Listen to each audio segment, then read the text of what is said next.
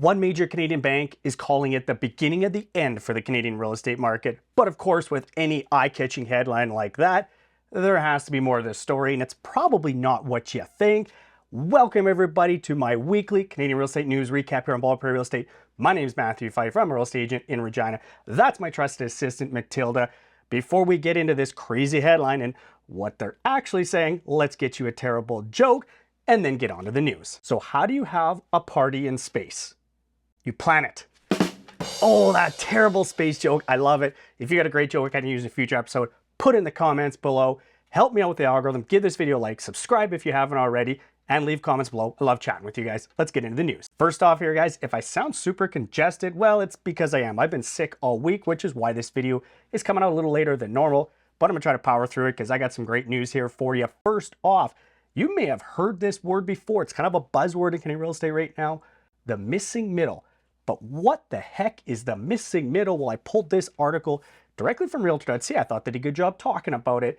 The missing middle is these properties that are in between apartments and single family homes. So we're talking townhouses, duplexes, triplexes, quadplexes, laneway suites, anything like that that's kind of in between. Because of course, apartment style condos, they're pretty cost effective, but they're maybe not the lifestyle that everybody wants.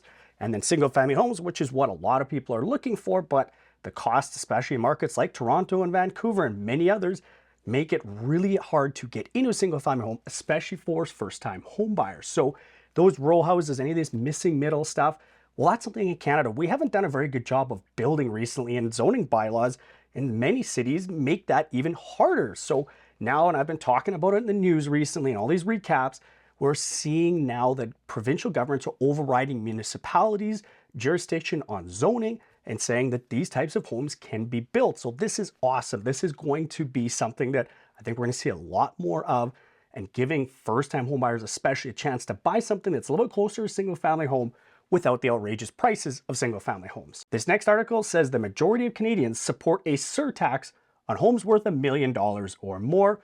Now, I thought we had learned the lesson that more taxation on homes and home ownership doesn't make home ownership more affordable. But at least according to this survey, it's something that a majority of Canadians are in favor of. Not surprising, areas like my province in Saskatchewan and the rest of the prairies and the Maritimes, that's where most of the respondents were most in favor of this. And of course, that's because there's not a lot of $1 million houses in our market. So this, of course, seems more palatable than maybe in Toronto and Vancouver, where that's a pretty average house. But if taxing homes that were more expensive made housing more affordable, you would think that Toronto and Vancouver would have the most affordable real estate in Canada, with all of the taxes and surcharges that are added on to homeownership, and the cost of buying those two markets simply isn't true. If you look at the prairies and the Maritimes, and of course correlation is not causation, but they don't have foreign buyer taxes, they don't have land transfer taxes, or they're much smaller, and they don't have vacant home taxes, and yet they have some most affordable housing in Canada. So I'm sorry here, I disagree with the respondents on this particular survey. Taxing houses over $1 million, it's not going to make housing more affordable in Canada. Topic number 3 here, the inflation continues to stay stubbornly high in Canada. The last month's data just came out. And of course, this is important for the Canadian real estate market, because if inflation continues to run high, that is going to keep the Bank of Canada not only having interest rates at higher levels, but continue to raise them. They've made it very clear that they want to see inflation around 2%, and we're not there or anywhere close to that right now. So that's going to give more incentive for the Bank of Canada to keep raising rates and keep them higher for long periods of time. Of course, the betting money still seems to be on the Bank of Canada slowing inflation or slowing interest rate increases down. They've even said that themselves. It seems to be, as of right now, the betting money is on interest rates topping out at around 4.5% from the Bank of Canada. We'll have to see. I'm really hoping that we start to see the interest rate hikes having a larger impact on the greater economy and start driving that down. Topic number 4 here is an interview with 𝗤𝗂𝗃𝗃 from Realosophy. Really great guy, smart guy, lots of interesting things that he has to say. And he's talking about the Toronto pre-construction condo market. Of course, that is a major driver in the Toronto real estate market. Next year, 2023, there's about 30,000 condos that are under construction right now that are set to be completed. The issue is, with higher interest rates, how many of those investors that have purchase agreements on these pre-construction condos are going to be able to either flip them out, and we've talked about this a couple of weeks ago, that market has been a little bit tougher recently, or if they have to close on the deal, meaning they actually have to buy this property with higher interest rates, will they be able to do so? And I believe it was something like 20,000 of that 30,000 set to be completed are going to complete in the first half of the year.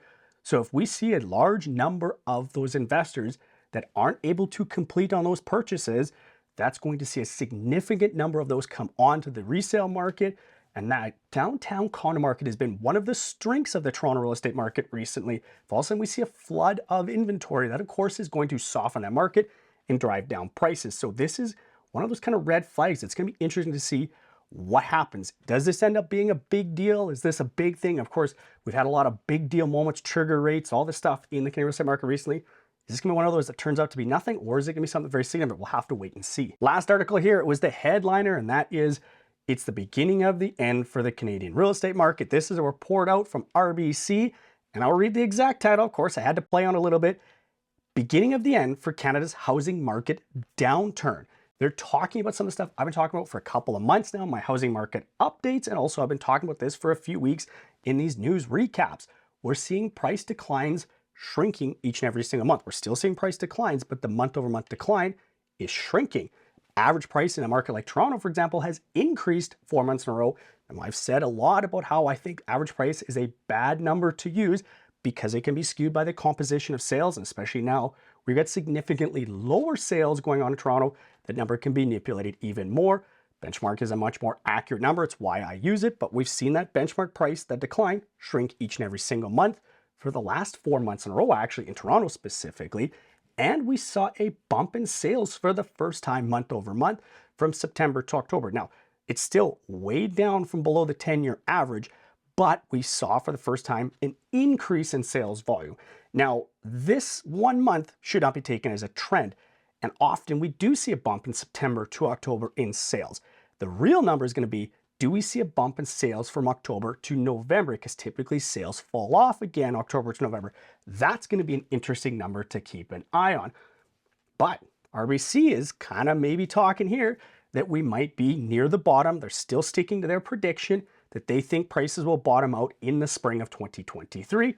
Again, we're going to have to wait and see, but it's an interesting take from RBC right now. That's a wrap for this week's Canadian Real Estate News Recap.